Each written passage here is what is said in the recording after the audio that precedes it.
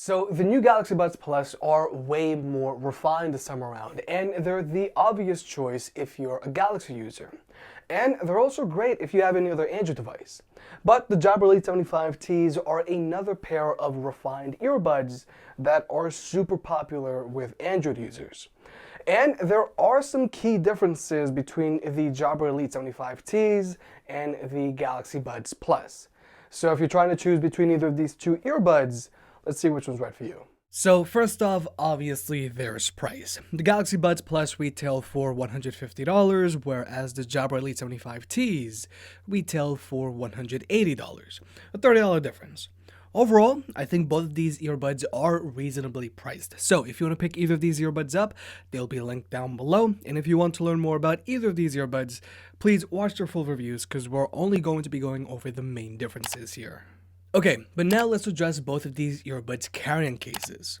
Both the Galaxy Buds Plus and Jabra Elite 75Ts have reasonably small carrying cases that slip in and out of your pocket very easily, and they're not all that noticeable when you've got them in your pocket. They're not as small as the AirPods or AirPods Pro's carrying cases, but they're way smaller than the Sony WF-1000 XM3's carrying case. And overall, I don't have any complaints about either of these carrying cases. They both charge via a USB-C port, both of their lids are very easy to open and close, and both of these carrying cases have strong magnets which help putting your earbuds back into their case a little easier. But obviously, one of the biggest advantages the Galaxy Buds Plus has over the Jabra Elite 75Ts is that their carrying case has wireless charging. So if you're ever caught out in public with dead earbuds, you can always use your phone to charge your earbuds if you have power sharing. Now, the Jabra Elite 75Ts don't have wireless charging, but I think they make up for it by having a combined battery life of 28 hours versus the Galaxy Buds combined battery life of 22 hours. And personally for me, I prefer the Jabra's 28-hour battery life because I use them with a Pixel 4. But if you have a newer Galaxy device with power sharing, then you can always take advantage of the Galaxy Buds Plus wireless charging to make up for their slightly shorter battery life. So at the end of the day, I think both of these earbuds are evenly matched when it comes to battery life if the Galaxy Buds Plus are paired to a Galaxy device that has power sharing. And when it comes to fit, again, both of these earbuds are very similar as well. They're both in-ear earbuds that have a very standard fit to them. They don't go in super deep like the Sony WF-1000 XM3s, and they also don't rest at the edge of your ear canal like the AirPods Pro. They both do a very good job of staying in place, and they're both comfortable to wear. But I do find that the Galaxy Buds Plus have a more secure fit to them for two reasons. First off, the Galaxy Buds Plus have ear fins which do help keep these earbuds in place. But these ear fins aren't going to work for everyone, specifically if you have larger bowls. But the Galaxy Buds Plus ear tips are also grippier, so overall, both of these earbuds fit fine, but if you plan on being more active with either of these earbuds, I would suggest that you go with the Galaxy Buds Plus. But now let's talk about Bluetooth connectivity because there are some major differences here which could really matter to power users. Each earbud on the Galaxy Buds Plus establish a connection with your phone. So if you only want to use one earbud at a time, you can use either one. You don't got to worry about selecting the correct earbud. Whereas the Jabras are using a Hero and Sidekick setup. So the right earbud establishes a connection with your phone and then relays that signal over to the left earbud. So if you only want to use one earbud at a time, you gotta use the correct earbud. In this case, the right earbud.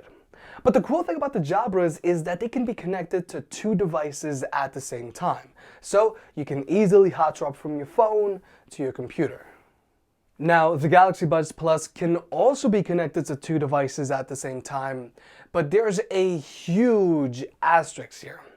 The Galaxy Buds Plus can only be connected to two devices at the same time, only if they're connected to two other Samsung devices that have the SmartThings app installed, and if they're logged into the same Samsung account. So the Galaxy Buds Plus only really supports multi-device connectivity if you're a real Samsung fanboy.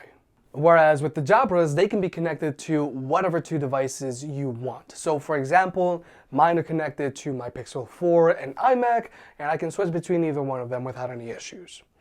But there is one major drawback that I have to point out about the Jabra Elite 75Ts. Now, these earbuds have a zero latency across the board whenever you're watching movies or videos on your phone, except for when you're watching YouTube videos on an Android device. But you can easily get rid of that latency by turning off AAC on your Android device. Whereas with the Galaxy Buds Plus, they have zero latency across the board, whether you're using an Android device or iPhone. So there are definitely some major differences to consider between these two earbuds when it comes to Bluetooth connectivity. But personally, I do prefer the Jabras because I really like being able to switch between devices. The only major trade-off here is that I just keep AAC turned off on these earbuds. But now let's talk about listening to music with these earbuds. Overall, they both sound decent for in-ear earbuds, but personally, I do prefer how the Jabras sound over the Galaxy Buds Plus. The bass response on the Jabras is just much more dramatic than on the Galaxy Buds Plus, making them more fun to listen to.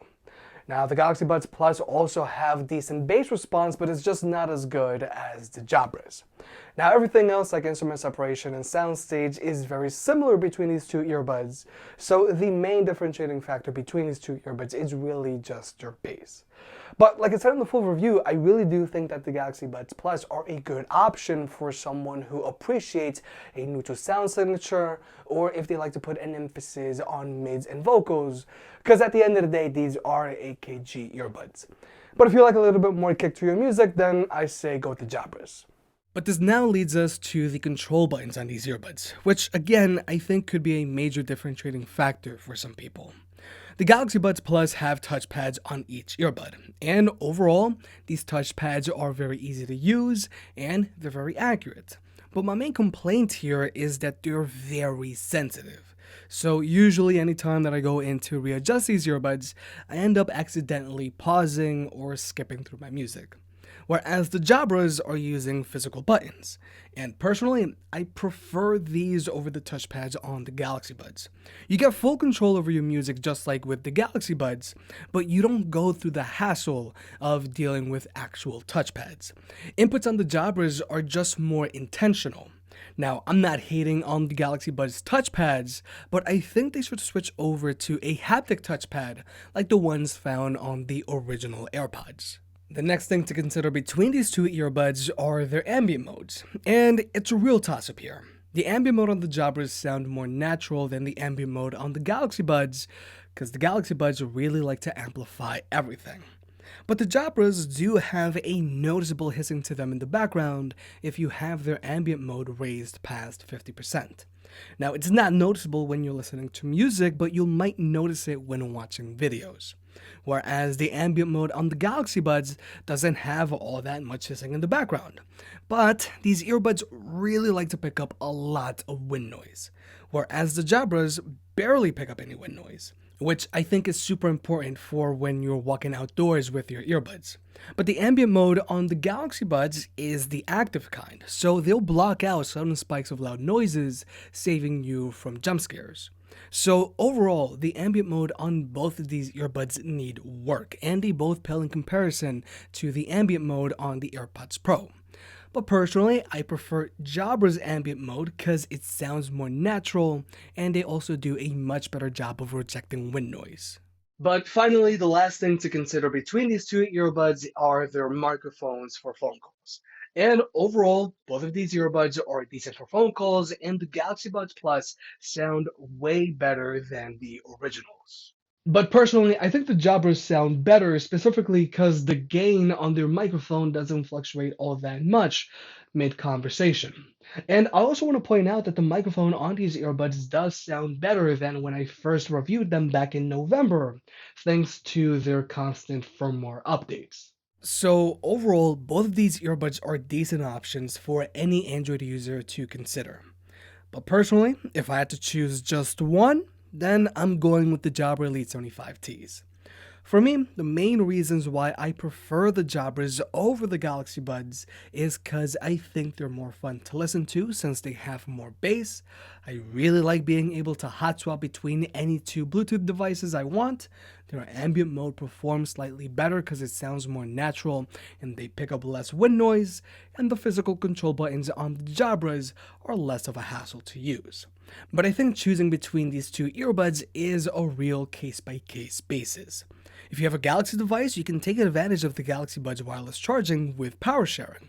Or if you need a more secure fit, then you might want to go with the Galaxy Buds Plus.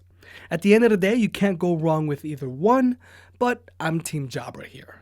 If you made it this far, I guess you enjoyed the video, so hit that like button and get subscribed. It helps out more than you realize. If you want to pick any of the products up mentioned in this video, those will be linked in the description down below, and you can also support the channel by checking out the merch store. But other than that, I'll catch you next time.